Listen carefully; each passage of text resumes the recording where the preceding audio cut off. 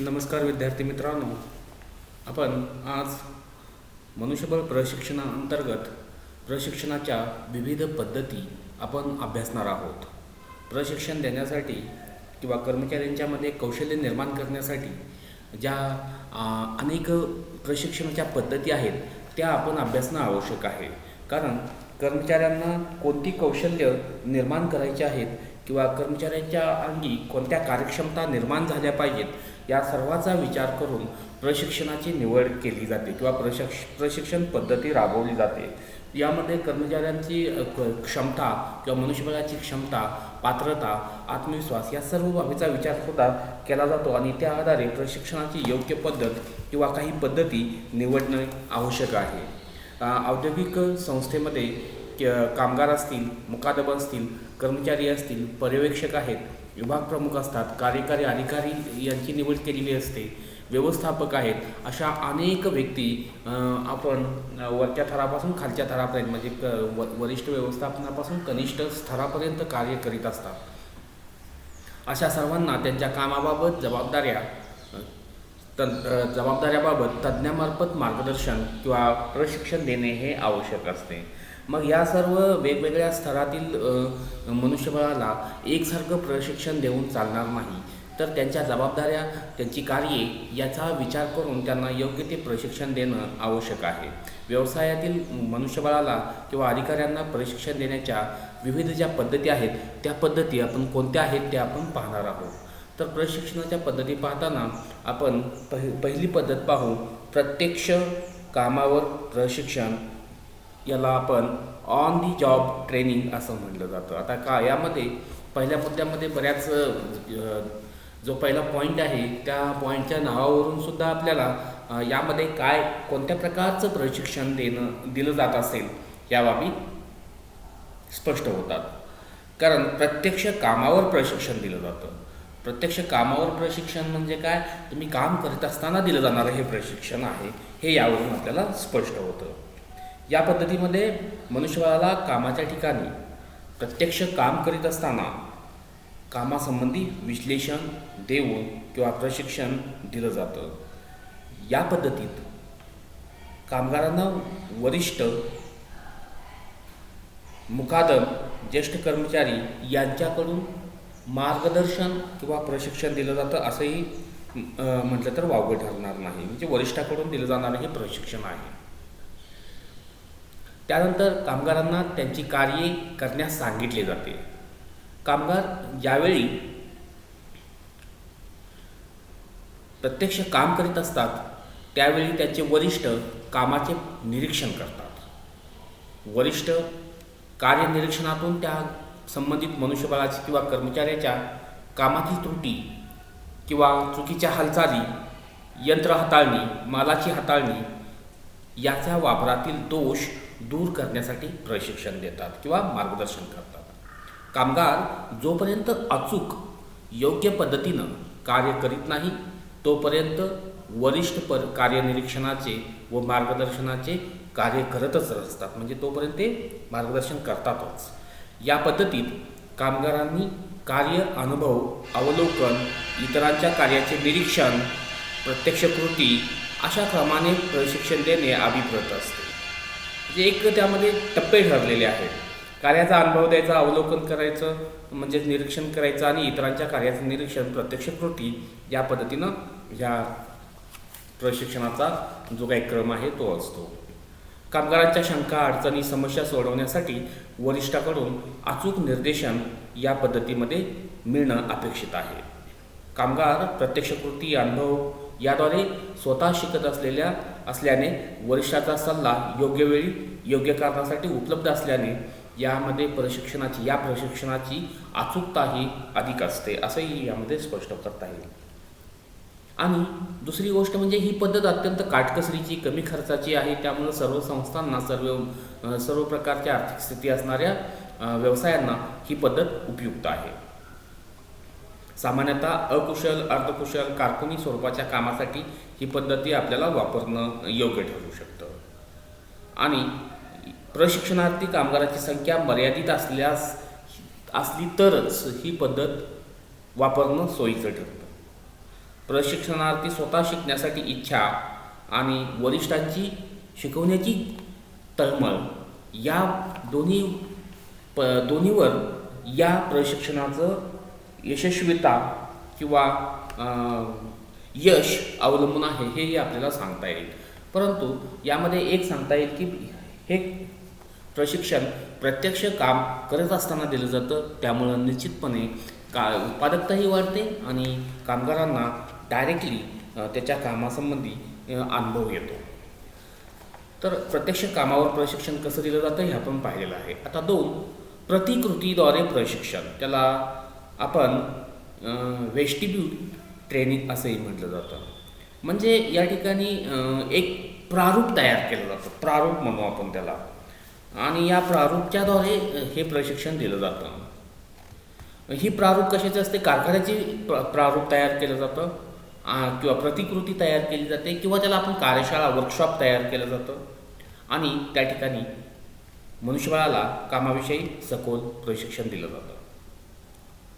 कारखान्यामध्ये जशी कार्यस्थिती असते, जशा पद्धतीची यंत्ररचना असते, जे विभाग असतात, उपविभाग असतात, त्याच पद्धतीनं कार्यशाळेची विभागणी किंवा स्थापना केली जाते. या कार्यशाळेत प्रथम कामगारांना माल, यंत्र हाताळणी, वापर, प्रत्यक्ष कामाचे, कार्यपद्धतीचे प्रदीर्घ प्रशिक्षण तज्ज्ञामार्फत दिले जाते. कामगार कामामध्ये तरबेज झाल्यानंतर त्याला कारखान्यामध्ये प्रत्यक्ष कामासाठी पाठवले जाते. म्हणजे तरबेज होण्याच्या पूर्वी त्याला त्या संबंधित वर्कशॉपमध्येच त्याचं प्रशिक्षण दिलं जातं.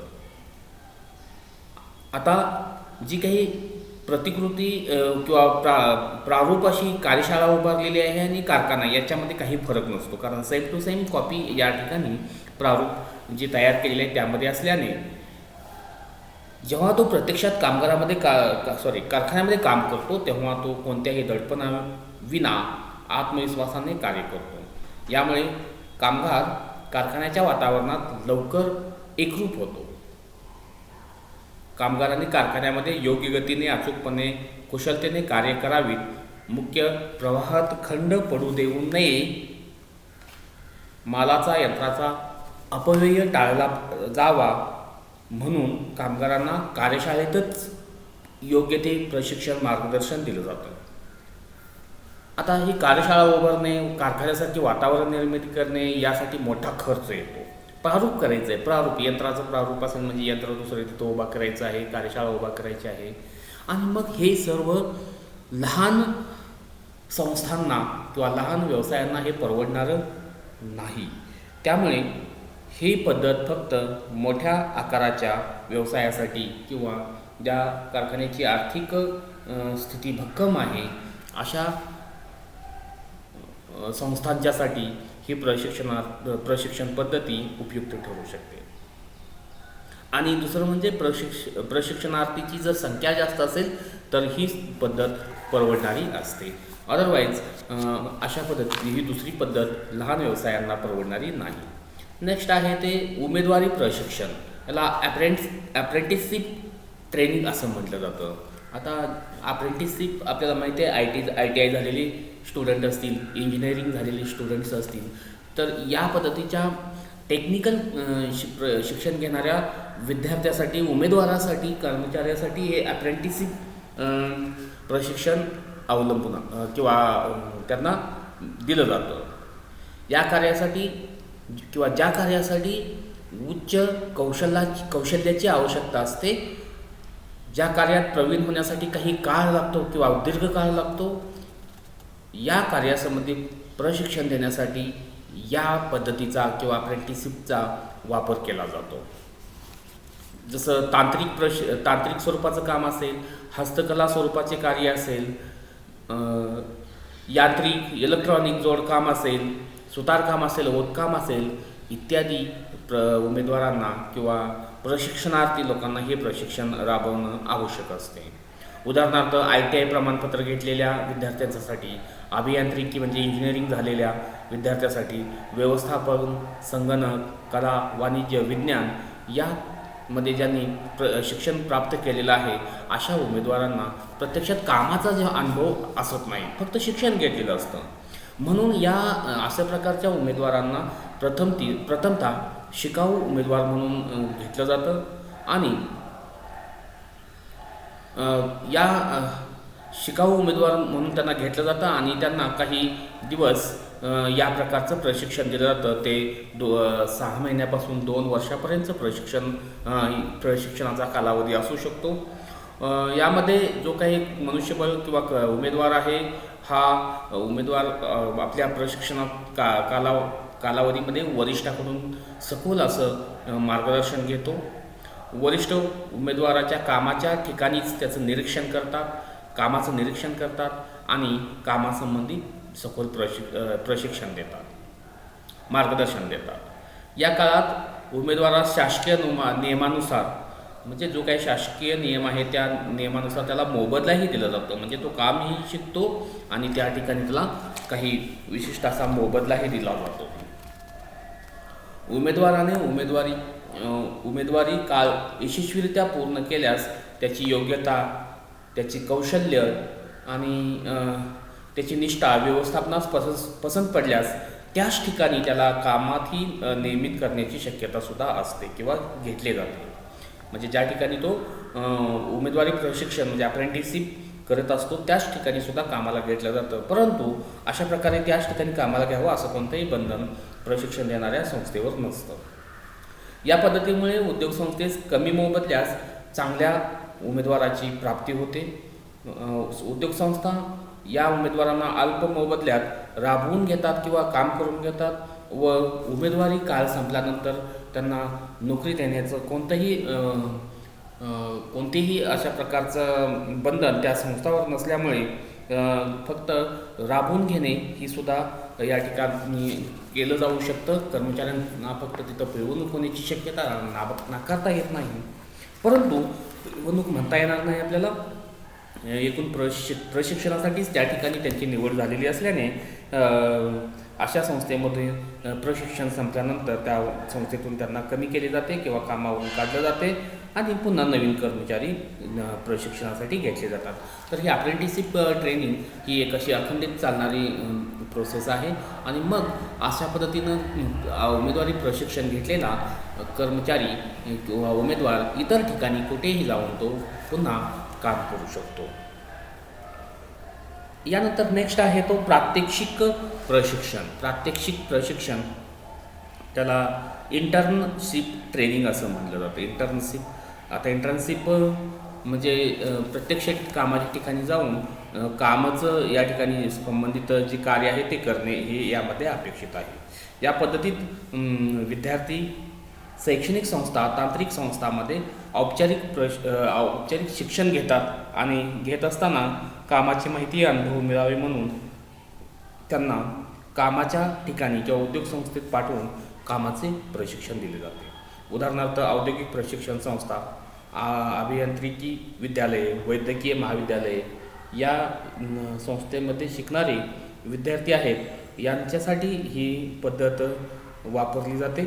परंतु यासाठी शैक्षणिक संस्था आणि संबंधित उद्योग संस्था यांचे संबंधसुद्धा सलोख्याचे असणे आवश्यक आहे. या पद्धतीत विद्यार्थ्याच्या पुस्तकी ज्ञानास प्रात्यक्षिक ज्ञानाची जोड देण्याचं काम केलं जातं.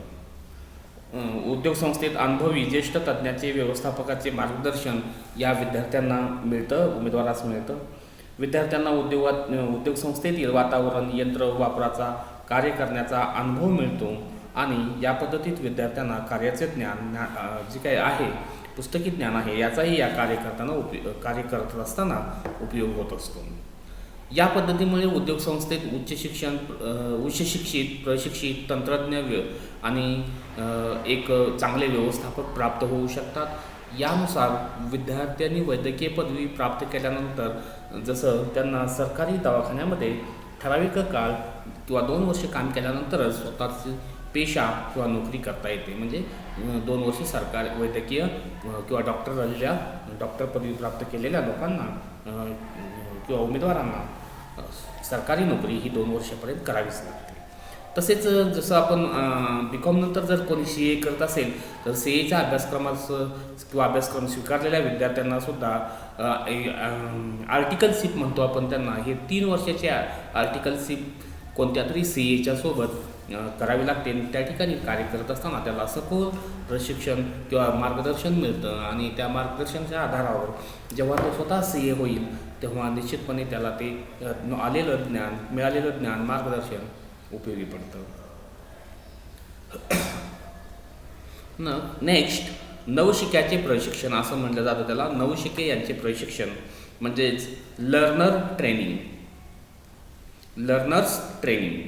कारखान्यातील अशिक्षित अल्पशिक्षित मनुष्यबळाला प्रशिक्षण देण्यासाठी या पद्धतीचा वापर केला जातो.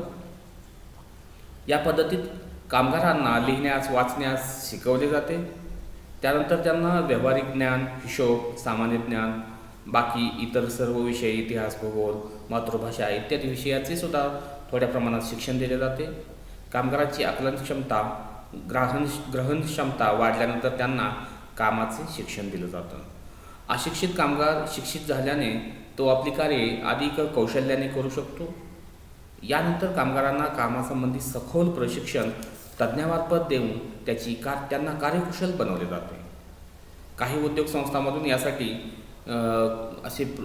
जेव्हा काही वेळेला प्रौढ प्रशिक्षणाचे वर्गसुद्धा चालवले जातात, प्राथमिक शाळा चालवल्या जातात. या पद्धतीमध्ये हुशार कामगारांना नंतर औपचारिक शिक्षण देण्यासाठी व्यावसायिक शिक्षण संस्थेमध्ये सुद्धा पाठवलं जातं. तर या पद्धतीचं हे एक नवशिके यांचे प्रशिक्षण असं दिलं जातं. त्यानंतर धंदे शिक्षण शाळा आणि महाविद्यालय. धंदे शिक्षण म्हणजे आपल्याला काय म्हणलं पाहिजे, व्होकेशनल, MCVC आपण म्हणतो, व्होकेशनल ट्रेनिंग, स्कूल कॉलेजमध्ये दिले जाणारे ट्रेनिंग, या अर्थानं आपल्याला हा मुद्दा घ्यायचा आहे. तर यामध्ये व्होकेशनल डिपार्टमेंट प्रत्येक किंवा काही महाविद्यालयामध्ये सुरू असतं. केंद्र आणि राज्य शासनाने खाजगी संस्थांना या प्रकारचं प्रशिक्षण देण्यासाठी व्होकेशनल स्कूल सुरू केलेले आपल्याला दिसून येतात आणि यामार्फत कर्मचाऱ्यांना औपचारिक शिक्षण या संस्थेमध्ये कर्मचाऱ्यांना औपचारिक शिक्षण घेण्यासाठी पाठवले जाते.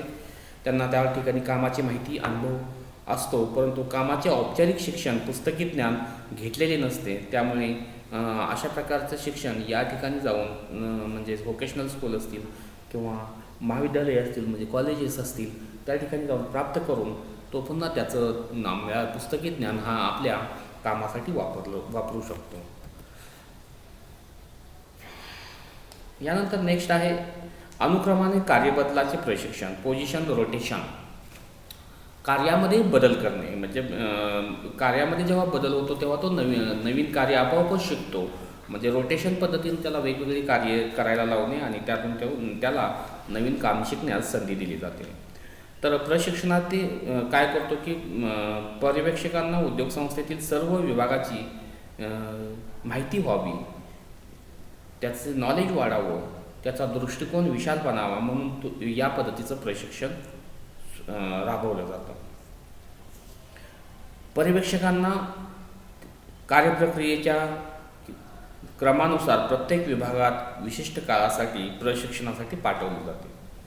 पर्यवेक्षकांना प्रत्येक विभागातील क्रियापद्धतीची, यंत्रे, उपकरणाची वापराची माहिती दिली जाते. त्यामुळे त्यांना कार्याबद्दलचा ज्ञान, अनुभव मिळतो.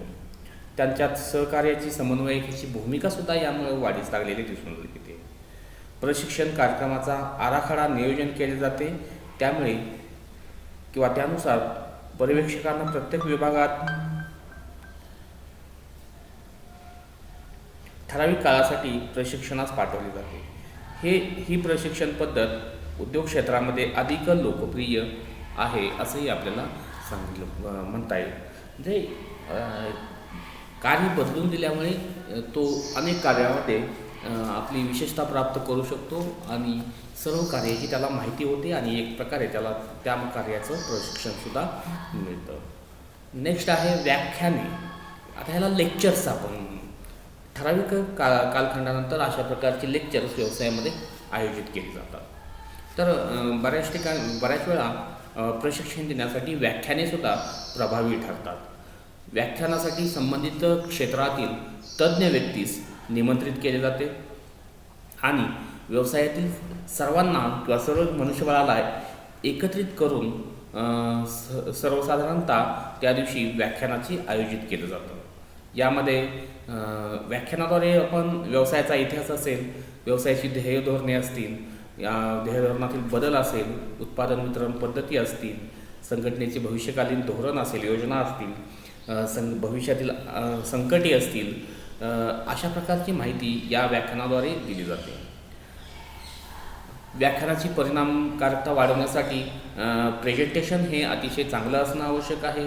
त्यामध्ये आलेख, चित्रे, नकाशे, प्रतिकृती, व्हिडिओज अशा पद्धतीचा वापर केला जातो आणि त्याची परिणामकारकता वाढवली जाते. ज्या पद्धतीमुळे एकच व्यक्ती अनेक कर्मचाऱ्यांना एकाच वेळी माहिती देऊ शकते किंवा त्याचा लाभ त्या अनेक व्यक्तींना होऊ शकतो. ही प्रशिक्षण पद्धत म्हणजेच लेक्चर मेथड्स आहे, ही खर्चामध्ये, वेळेमध्ये, श्रमामध्ये बचत करणारी आहे. व्याख्यात्याच्या बुद्धिमत्तेवर आणि वक्तृत्व कलेवर या व्याख्यानाची परिणामकारकता अवलंबून असते हे आपल्याला माहिती आहे. व्याख्यानामध्ये विचाराची देवघेव होत असते आणि जर काही शंका असतील, कर्मचाऱ्यांच्या मनामध्ये शंका असतील, तर त्या शंकेची उत्तरेसुद्धा व्याख्यानाच्या शेवटी संबंधित व्याख्यात्यामार्फत दिली जातात. म्हणजे त्यांच्या शंकांचं समाधानसुद्धा केल्या जातात असं आपल्याला यामध्ये सांगता येईल. नेक्स्ट आहे संमेलने, कॉन्फरन्सेस. यामध्ये वरिष्ठ प्रशिक्षणार्थी संमेलने अशा प्रकारचे आयोजित करतात. संमेलनात सक्रिय सहभाग घेण्यासाठी व्यवसायातील उमेदवारांना प्रोत्साहित केले जाते आणि प्रशिक्षणार्थीसमोर सर्व विषयाची समस्याची मांडणी केली जाते. त्यांना सर्व विषयाच्या समस्यावर चर्चा केली जाते आणि त्यांच्या शंका आहे या शंका मांडण्याचं आवाहन केलं जातं. यामध्ये मग जे काही कर्मचाऱ्यांच्या समस्या असतील त्या समस्या निवारण्यासाठी अनेक पर्यायाचा शोध घेतला जातो. त्यांच्या प्रश्नांची दखल घेतली जाते, त्या प्रश्नांची उत्तरं शोधण्याचा प्रयत्न केला जातो.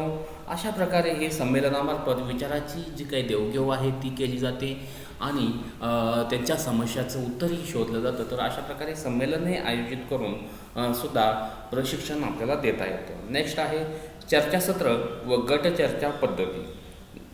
आता चर्चासत्र म्हणजे सेमिनार आणि ग्रुप डिस्कशन किंवा टीम डिस्कशन, गटचर्चा पद्धती म्हणजे ग्रुप डिस्कशन. तर ह्यासुद्धा काही बौद्धिक अशा प्रशिक्षण देण्याच्या पद्धती आहेत. यामध्ये औद्योगिक संघटनेमध्ये चर्चासत्र आणि गटचर्चा पद्धतीद्वारे पर्यवेक्षकांना, अधिकाऱ्यांना प्रशिक्षण दिलं जातं. हे प्रशिक्षण वर्ग किंवा अशा प्रकारचं प्रशिक्षण हे अधिकारी वर्गासाठी उपयुक्त आहे. संस्थेमधील तज्ज्ञ व्यक्ती चर्चासत्राचे संकलन करते. तज्ज्ञ व्यक्ती प्रशिक्षणार्थीच्या कार्याशी संबंधित विषय समस्या चर्चेसाठी निश्चित करतात.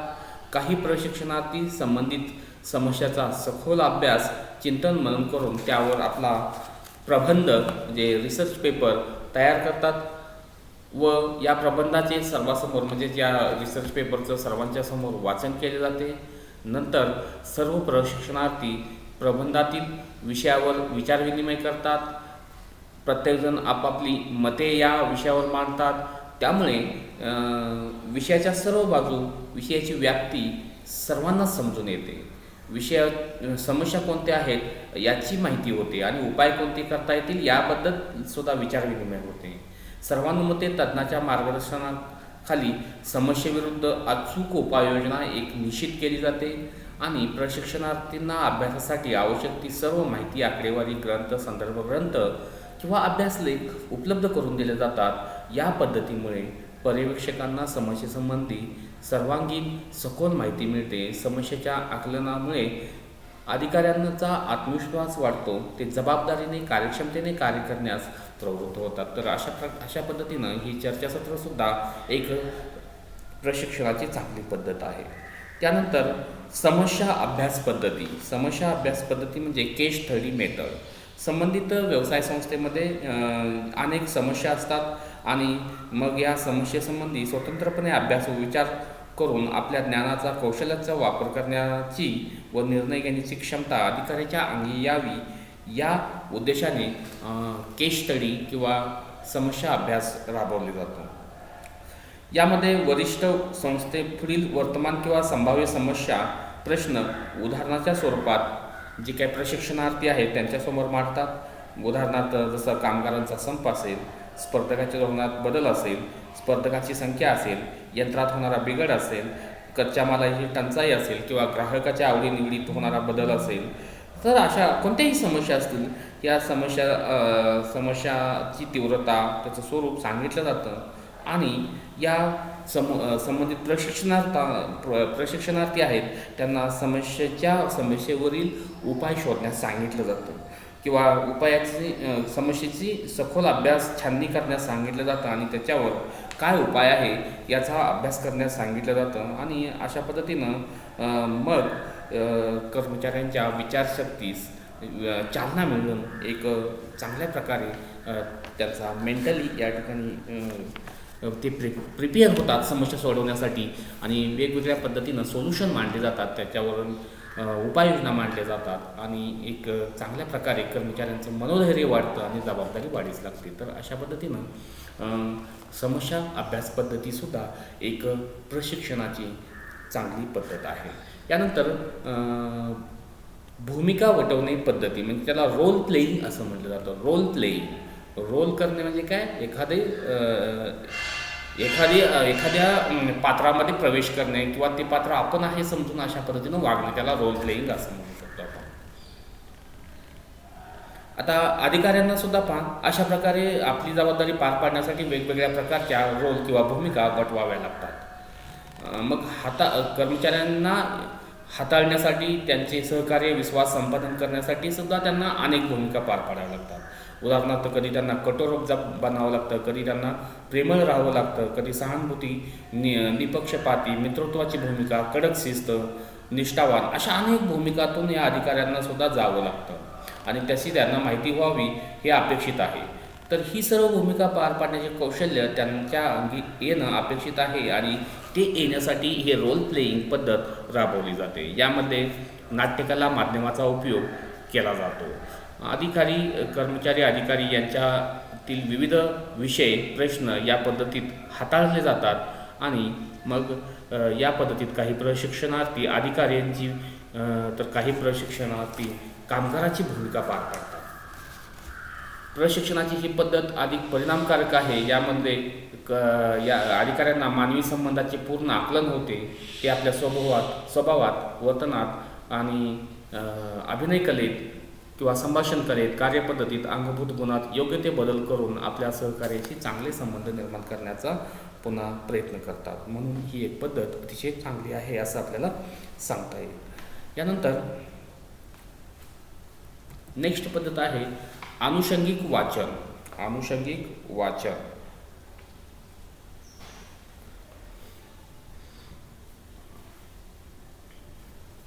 अनुषंगिक वाचन म्हणजे संबंधित समस्येसंबंधी किंवा कामासंबंधी ॲडिशनल रीडिंग करणे. तर त्यामुळे काय करतात, उद्योग संस्था आपल्या व्यवसाय संस्थेमध्ये ग्रंथालयाची स्थापना करतात आणि त्या ठिकाणी अनेक प्रकारचे मासिके, साप्ताहिके, वार्षिक ग्रंथ, संदर्भ ग्रंथ, वर्तमानपत्रे हे उपलब्ध करून देतात आणि त्या ठिकाणी संबंधित वाचन कर्मचाऱ्यांच्याकडून घडवून आणलं जातं आणि यामध्ये सुद्धा त्यांना आपल्या कामाच्या पद्धतीबद्दल माहिती मिळते. तर ही सुद्धा एक प्रशिक्षणाची पद्धत आहे. नेक्स्ट आहे वरिष्ठ पद कार्य अनुभव प्रशिक्षण म्हणजेच अंडरस्टडी ऑर ग्रूमिंग असं म्हटलं जातं. तर यामध्ये उच्च पदावर नियुक्त झाल्यानंतर त्यापदी संस्थेतील गुणवान, प्रामाणिक कनिष्ठ अधिकाऱ्याची बढती दिली जाते. अशावेळी कनिष्ठ अधिकाऱ्यांना वरिष्ठ अधिकाऱ्यांच्या कार्याची, कर्तव्याची, जबाबदारीची माहिती व्हावी म्हणून बढतीपूर्वी त्यांच्या वरिष्ठ पदाची जबाबदारी सोपवली जाते आणि त्यामुळे त्यांना संबंधित पदाचा अनुभव मिळतो. संबंधित पदावर येणाऱ्या अडचणी कोणत्या आहेत हे समजतात.